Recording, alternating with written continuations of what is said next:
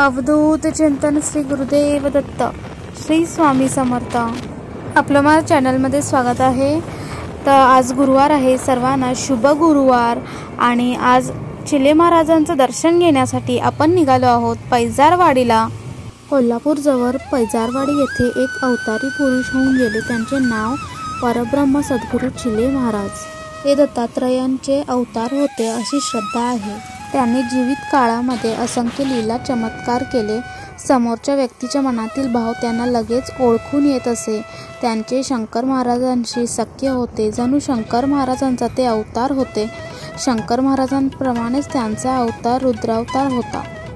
आज कासवाकृती भव्य मंदिर असे उभे आहे। येथे अत्यंत वातावरण दिव्य आहे। तिथे गेल्यावर विलक्षण अनुभूती येते। हे कासवाकृती मंदिर स्थापत्यकलेचा एक अद्भुत नमुनाच आहे। चिले महाराजांचा जन्म कोल्हापूर जिल्ह्यातील पन्हाळा तालुक्यात जिऊर या गावी झाला आणि त्यानंतर त्यांची कीर्ती सुरू झाली। त्यांचे बोलणे वेडसरपणाकडे झुकलेले असायचे, परंतु त्यांच्या बोलण्यामध्ये खोल अर्थ दडलेला असायचा। हे त्यांच्या पुढील आयुष्यातील वाटचालीवरून आणि त्यांनी प्राप्त केलेल्या सिद्धीवरून लोकांना कळून चुकले। फार थोड्या लोकांना त्यांच्या बोलण्यातील गर्भितार्थ महप्रयत्नाने उकलायचा। श्री दत्त चिले महाराज लोकांना त्यांच्या अडीअडचणी समस्यांमधून मार्ग काढण्यासाठी उपाय सुचवित।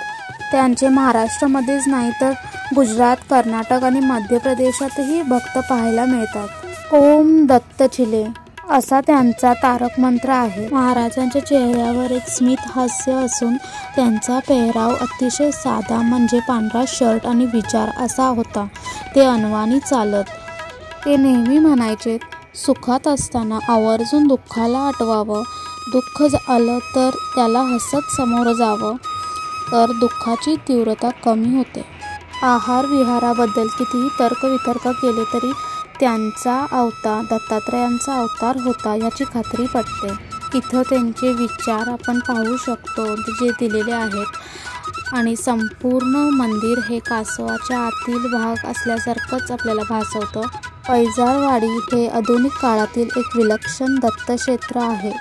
चिले महाराजांच्या बाह्य आचरणावरून त्यांच्या अधिकाराची कल्पना कोणी करू शकणार नाही, पण जर निष्ठा ठेवून श्रद्धेने त्यांची सेवा केली तर मात्र प्रचिती आल्याशिवाय राहणार नाही। चिले महाराजांच्या या मंदिरामध्ये आपल्याला भोजन व्यवस्था आणि भक्तनिवासही उपलब्ध आहेत। मंदिर परिसरही खूप भव्य आणि मोठा आहे। आम्ही अगदी भर दुपारी चालू आहे, त्यामुळे इतकी गर्दी नाही आहे आणि शांतपणे आम्हाला देवांचं दर्शन घ्यायला मिळालं।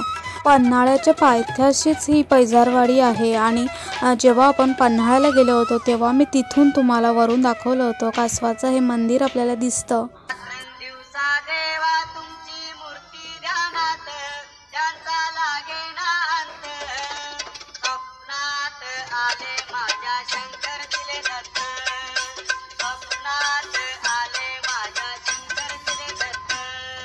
श्री दत्त चिले महाराजांचे समाधी मंदिर हे कसं वाटलं तुम्हाला आम्हाला नक्की कमेंट करून सांगा।